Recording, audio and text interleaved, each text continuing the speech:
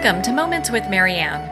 I'm so delighted we're spending this time here today. We have a very inspiring show coming right up with special guest Margaret Winslow, and she's here today to share with us her new book, Smartass: How a Donkey Challenged Me to Accept His True Nature and Rediscover My Own.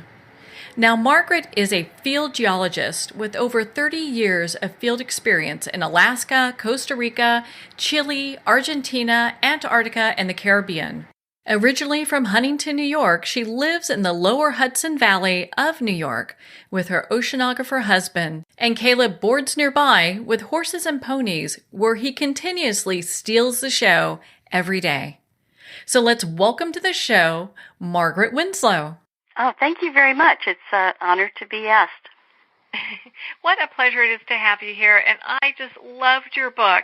There are parts of it that I just felt like crying, and parts of it that are just so heartwarming. My goodness, you've really done so well writing this book. Well, thank you. It was written from the heart, and I started out actually with a series of funny anecdotes because I was whining and dining on Caleb's stories, my donkey's name, and for a few years. But then I realized that there was a very strong narrative arc in there too, and that both of us changed as a result of our relationship together. So it became deeper over time. Well, why don't you share with us, when did you first realize that you had a love for donkeys? When did that first start? Well, when I was 5 years old, the Sears catalog and some others used to sell live farm animals in their catalog, and I happened to stray out of the toy pages at age 5 and found the animal page, and there was this genuine Mexican burro. And I wanted that burro, and it was at the top of my Christmas list for a long time. But I ended up getting a stuffed donkey, and that was that. So fast forward to when I was working in the Dominican Republic. I'm a field geologist and tracking down earthquakes, and I happened to notice donkeys everywhere, working, carrying water, carrying children to school. To the shops, to the market, and I became fascinated by them because I was horse crazy, as many kids are. I had taken riding lessons and loved horses, but at age 20, a horse ran away with me and stopped suddenly and threw me over his head, and I injured my neck and upper back. So I became afraid of horses. I still love to look at them from afar, but I would not go near one of them, and certainly never ride one.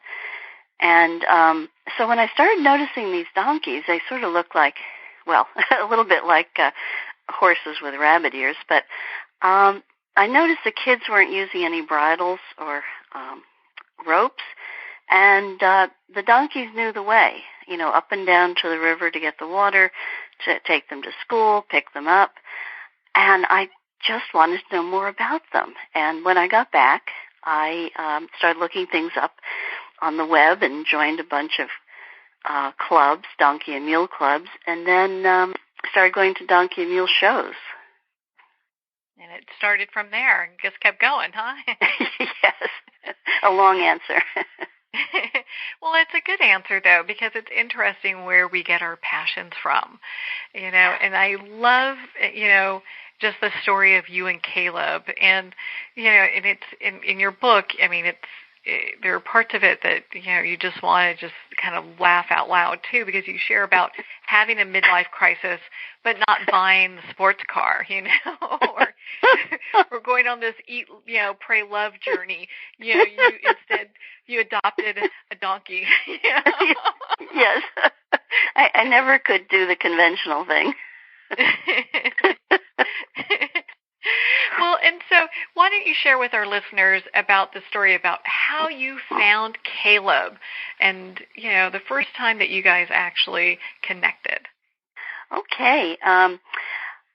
Following up on my fascination going to shows, I decided that I would like to get a donkey, and so I first of all went around to all the stables I live in a county 20 miles north of New York City, and there are only 6 riding stables left. So I went to each one of them, and 5 out of 6 said, no room, we don't want donkeys, they're mean, they're hard to keep, all these myths about them. The vets and farriers don't like them, blah, blah, blah. And I brought them articles that debunk these things, but they weren't interested. And they said they had long waiting lists. So it was the 6th and last one. I left a message, and I was sure the woman would think I was completely deranged, but I said, I'm a very phobic rider because of an accident years ago, and I'd like to learn to ride again because I'd like to get a saddle donkey. And I figured I'd never hear from her again. Mm-hmm. And she called me back that evening, and she was intrigued. And so she said, well, your donkey could stay here, but I want you to take 6 months of riding lessons before you get one, because she knew how afraid I was. So we started out on little ponies and then bigger ponies and then horses before I got Caleb. And when the 6 months were up, I saw this ad in the magazine of the American Donkey and Mule Society. The name of the magazine is The Brayer, and the ad was for a white, large, standard saddle donkey. Mm-hmm. And I called the owner, and she mailed to me a bunch of photos of him, including baby pictures, although he was 4 years old. And he was a guard donkey for her sheep and goats up near Buffalo, New York. And she wanted him to have more of a life. He was basically hanging out as a pasture ornament. So I went up and met him, and my first reaction was absolute shock, because even though she had sent me pictures with her standing right next to him, I had no idea how tall she was. So I think I thought she was a midget or something, because this donkey towered over her. And I went there, and she's a normal-sized person, and this donkey came running up to the fence, and between his official size at 54 inches at the shoulder, plus his neck, his head, and his ears, he blocked out 7 feet of sunlight. And I thought, oh my God, he's huge. Can I tell you a side story directly connected with that phrase? Love that. Okay, when I got my literary agent, she made it clear, I represent only nonfiction. Well, that's the only thing I write in my other books too. And she wanted to make sure that the book was not full of hyperbole. And she said, how big could he possibly be? And, he couldn't have ears that are a foot long. And so I sent her some pictures, and then she, I think her intern had the idea that maybe I had photoshopped them, and I wouldn't even know how to do it, but that I had sort of made him look bigger than he was. So I drove into New York City, picked her up, drove her out to the stable, and we walked around the corner of the barn, and he stuck his head out of the stall, and she said, "Oh my God, he's huge." And that's the first line in chapter 1 is, "Oh my God, he's huge." And so she was a believer from then on. Well, and it's interesting having a large animal, just how things are a little bit different, but they also test us in ways that maybe smaller animals will not. Yes. I think in some ways, because I had experience with dogs and cats, that I thought perhaps he was just a very large dog. But and also people make the mistake of thinking of donkeys as being basically horses with ears, and they really are quite different. So not only did I have to learn how to deal with an animal that was much bigger, 700-pound animal. I couldn't pick him up like I could my corgi if he was bad. I had to try to understand what it is to be a donkey, and then, as you know, as the book goes on, really about him as an individual, not just as a species and what the textbooks say, but as Caleb himself, a unique being. And it was quite a journey. It's so interesting because you and Caleb have gone through some ups and some downs. Poor big guy got sick, and yes. that was a journey within itself. I mean, the way you describe it in the vet coming, I'm like, oh boy, this isn't going to be any good. Yes, and he never forgave the vet either after that. After she saved his life. Yeah, but it was such a distasteful thing. He was like, oh, and for our listeners, it's something that you actually have to read. It's not something we quite can share here, but it's quite a journey the two of you have gone through. So when you first had Caleb, were there some really, we talked about you had to learn a lot because of, he's a donkey in his own, Were there yes. other misconceptions you had before you adopted him and decided, okay, this is my donkey? Well, of all the things I read about donkeys, and donkey owners really love their animals, and some of them also have horses and other animals as well, and they talk about them being steadfast, affectionate, playful, very smart, undervalued, and it rang a bell with me. I don't know. I'd like to think I meet all those criteria, but I was feeling very undervalued at work, and I was sort of feeling like the work animal of our department. Because I was willing and devoted, I usually had the worst possible schedules for teaching, the early morning, the late night. And it just rang a bell. So I thought that a donkey and I would be like, I don't want to quite use the word soulmates, but it came to seem like that we understood each other on a level that neither of us felt understood before. So and that was a presumption on my part and a complete projection. I think a lot of people feel that way though when they get a pet. Yes. I rescued a pet. I'm feeling I was like neglected by my parents or ignored by my parents or whatever the thing is. I'm not feeling appreciated at work, so this animal is going to get me. Yes, and very often they do. I was saying recently that Caleb is a very good judge of character, and I've only seen him once in 16 years be afraid, terrified of somebody, besides the vet, of a person, an acquaintance I took up to the barn, and because she wanted to meet Caleb, and he hid in the back of his stall with his head down, and I never saw anything like it, and this acquaintanceship did not grow into a friendship, but I had a feeling that he knew something that I didn't know, and I think he was right with subsequent situations where there was a bit of borderline stalking going on when I ended the friendship. It didn't go very far, but anyway, hang-up calls and things. But anyway, it was as if he knew something that I didn't know. And then the other one was when a vet came to evaluate his dear love Ginger in the next stall and decided that her multiple fractured leg was not going to heal. Caleb reached out of his stall and tried to bite the man. Oh, no.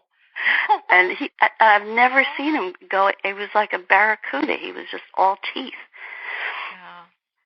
Yeah. So save his friend, Yeah. And he actually, after she passed away, he brayed for days, and he would not eat. Oh. And but as animals do, they do get over it.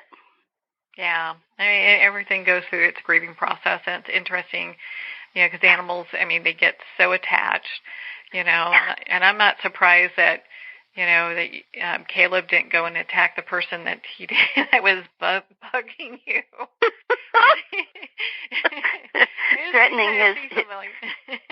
threatening his girlfriend. Yeah, it's like, hey, what are you doing to my person? Right.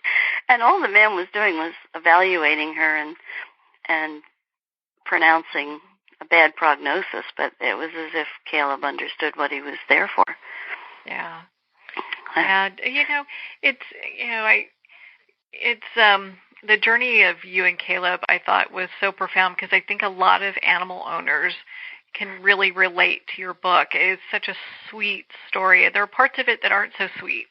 When you talk about how Caleb was nipping at you, and you'd go to school and with like these bite marks, and your doctor's handing you domestic violence paperwork, thinking that you are in a situation because you've got these marks on you from your donkey.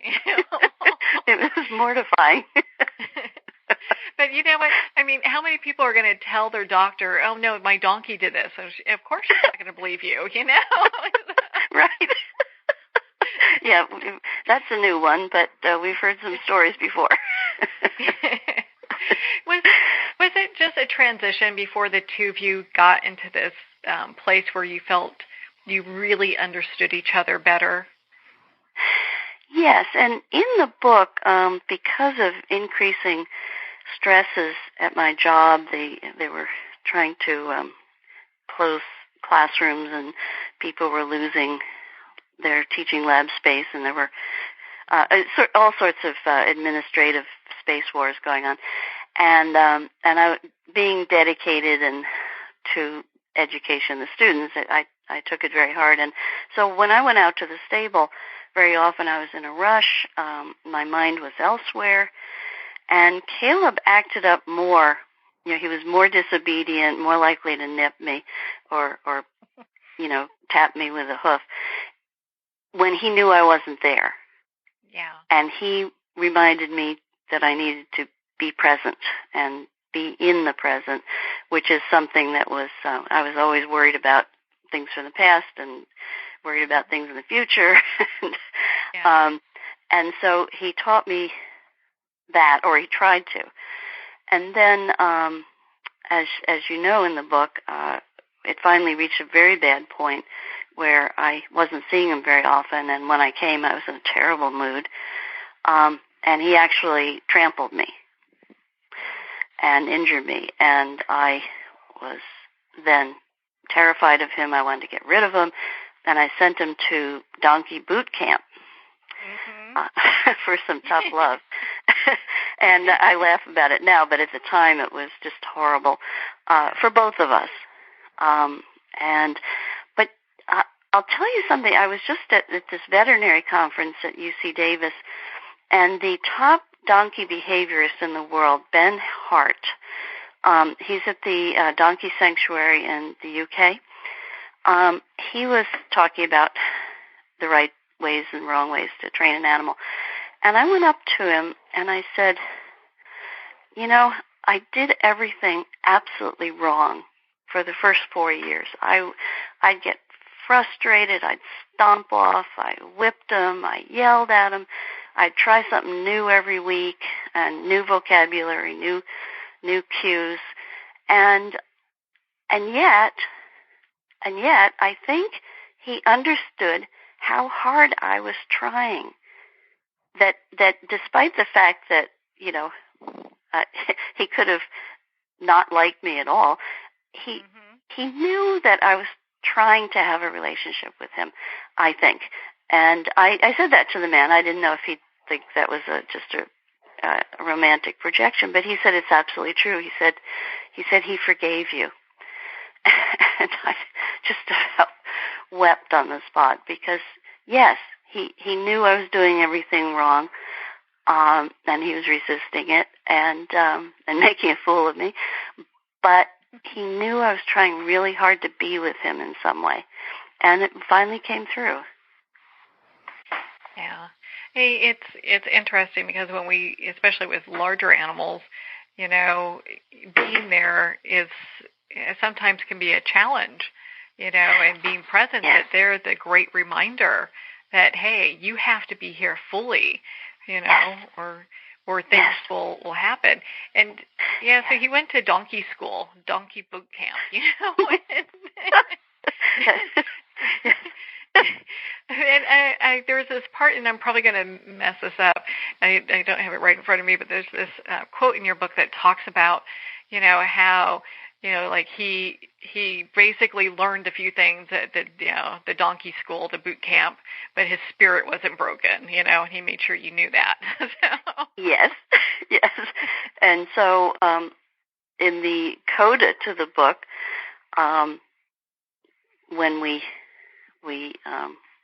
when I finally realized that it was the struggle for control was the one battle I could not win, should not win, and also the realization that I didn't want to be the alpha, and donkeys do not accept an alpha, whereas horses do. Donkeys will never submit. They'll be an equal partner with you, but they'll never be submissive. And I had to, even though I'd read that, I had to really feel it. And when I felt that, our relationship just changed almost instantly.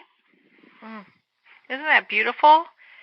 I mean, it was a journey, but it really is that kind of letting go, and what a great lesson. What a great life lesson. Yeah, and I have a fellow author friend who adopted a child from Russia, and she had a lot of trouble with it, and she was reading the manuscript, and she said, this isn't just for horse lovers or donkey lovers or even animal lovers. She said, when we're trying so hard to communicate and understand each other, it applies to all relationships. Yeah. Yeah, just about every relationship there is in your life, Yeah. And, what a beautiful donkey. I mean, that is a one huge animal. I was looking at the baby pictures, and it's like, wow. I think it's like 4 or 6 months. It was bigger than its mom. I'm like, ooh. Oh, that was 6 weeks. Yeah. 6 weeks. Yeah. Even. But Caleb is absolutely beautiful. He's all white, and he's just a beautiful animal. Yeah, he really is. He's outstanding, and I'm completely objective about this, but he's even outstanding at shows. I mean, he's very noticeable. Of course, yeah. He just kind of stands out, and people take notice. And I know there's a lot of, because the subtitle of the book is How a Donkey Changed Me to Accept His True Nature and Rediscover My Own.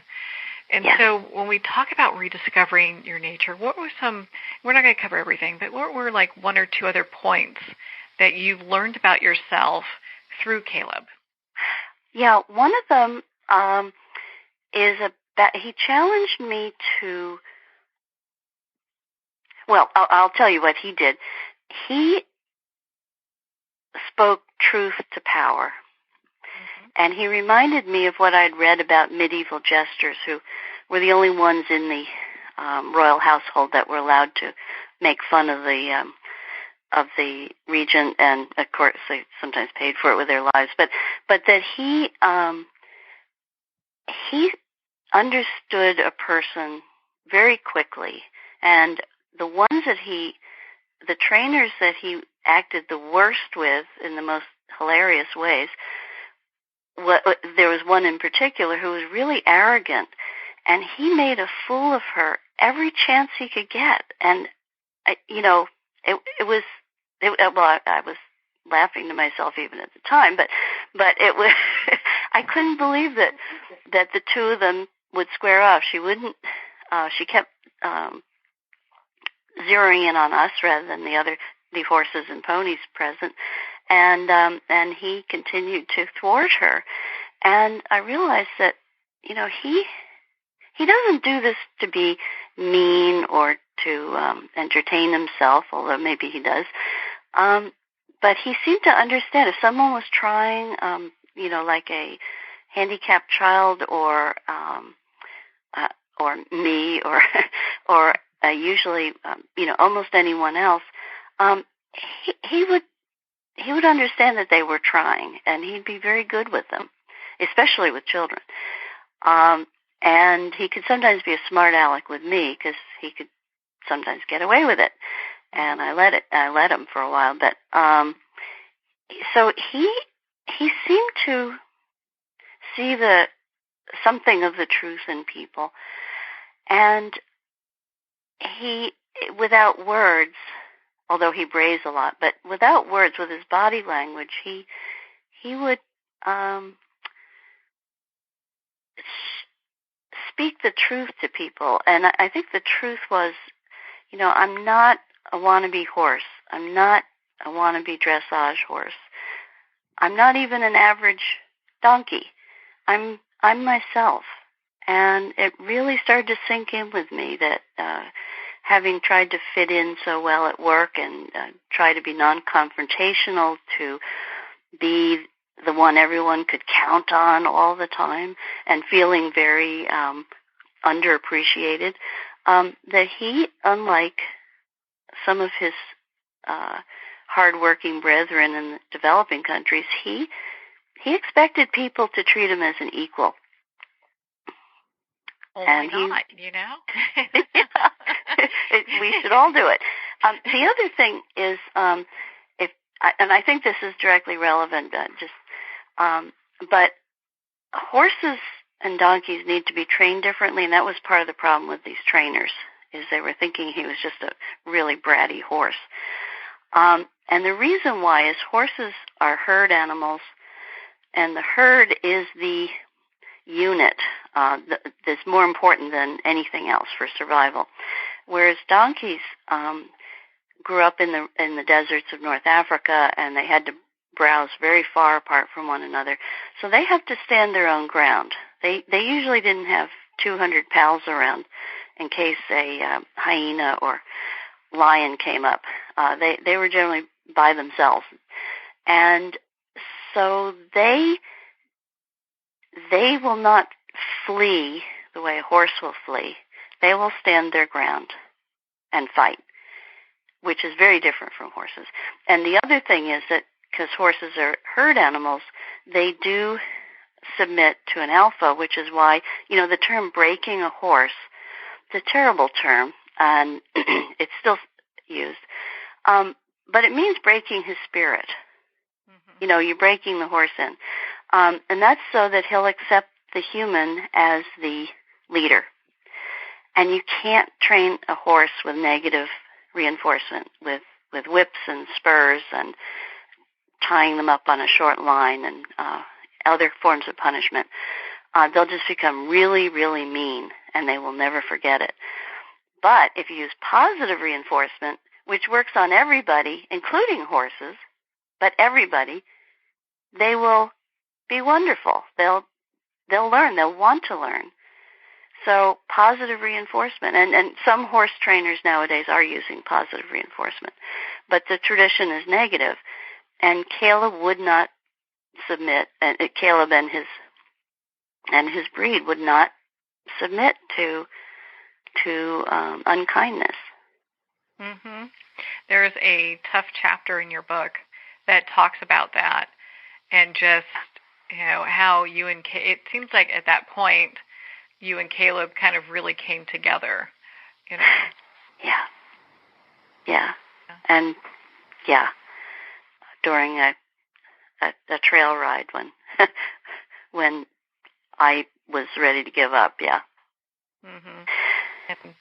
And it's just a beautiful story. Oh my goodness, we could talk about this book all day. Margaret, where can people connect with you and not only learn about your book, Smart Ass, but be part of your community? I love people to do that. And in fact, it means so much more to me, the individual reader, the individual person who's interested in donkeys. One way is through my website, which is margaretwinslow.com. and also there's an email on that. And I answer my emails. I just got an email from a gentleman in northern Scotland who had just gotten my book on Kindle, and he wanted to tell me how much it meant to him and how moved he was. So that to me is everything. You know, I know people have writers have fantasies about being the next, Stephen King or John Grisham, and and they write wonderful books that people want to read. But I am the individual and their relationship to their animals. I got an email about a woman about her alpacas. That's really what's important to me, and I think that's what's important to animals too, is the one-on-one relationships. Yeah, it's such a journey, and people who have large animals or have animals they're very attached to are going to love this book. This is a great gift idea, great stocking stuffer. Well, thank you. Yeah. Well, Margaret, thank you so much for taking the time to be on the show with us here today. My pleasure. Well, thank you so much, Margaret. It has been such a pleasure to spend this time with you. And of course, to talk about your new book, Smartass, How a Donkey Challenged Me to Accept His True Nature and Rediscover My Own. Smartass is available at Amazon, Barnes & Noble, and of course, all indie bookstores. And if you want to connect with Margaret, please do so at her website, margaretwinslow.com, and be part of her community. Well, we're at the end of our time today. I would like to thank everyone for tuning in. You're listening to Moments with Marianne. And remember, make every moment count.